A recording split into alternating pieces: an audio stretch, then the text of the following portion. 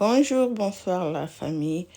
Lelo tout ça la recette ya libumu na lipeka ya ngombe. Voilà, déjà na sokoli viande nanga. Oyo eza parti ya libumu ya ngombe. Voilà, oyo eza parti ya libumu ya ngombe. Oyo eza parti ya lipeka ya ngombe. Voilà.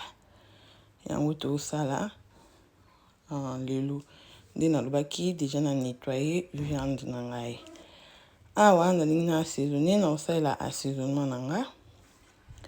Na osala mélange ya ba herbe. Na osala poivre blanc. Na osala mwa ndembi, mwa litungulu na mwa ail. Awa natia assaisonnement na nga. Natia assaisonnement na nga likolo ya viande na biso na obalola yango très bien pour esala mungwa ebanda déjà kokota na kati ya musuni na biso.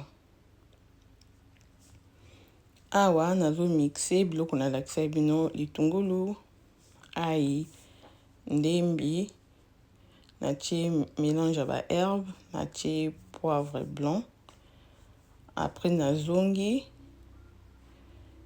nazui mélange nanga ona to mixer natie pe nyonso te parce que ndembi na ba matungulu so tiango ebele na era utumba ezikisaka biloko wana selon ngai donc natie yango pe nyonso te natiki mwa ndambo. Après nayozwa jus de citron natie na viande nanga nayokozwa pe huile na biso na huile pe na ekosopa likolo ya viande nanga po esunga na aire ya kotumba. Voilà natie boye.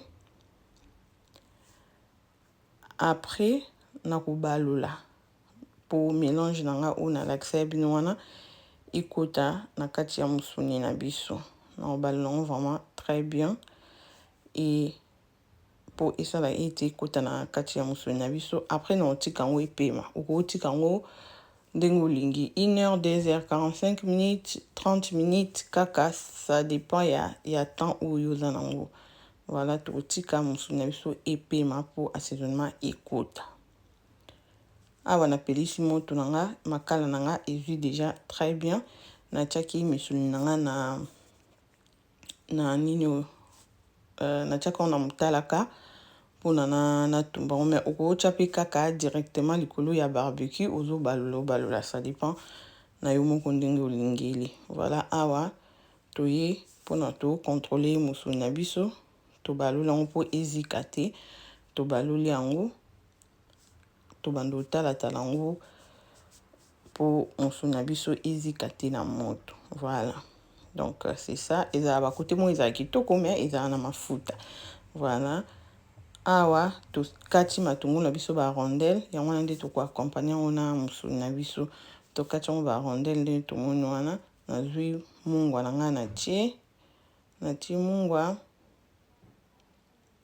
na yo jus de citron natie. Après donc na baximo munga moke na ko mélanger yango très bien. Voilà so za citron te ko ça la vinaigre ou bien on peut mélanger puis moins vinaigre et moins citron. Et voilà la famille résultat na biso yango yo to accompagner ki on a kwanga na moins pilipili. Merci, bon appétit, enjoy na banda ko sepeli, aimer, commenter, partager et kozama na mingi pona lelo to sukawa to kutana mbala sima. Bye. Bon appétit.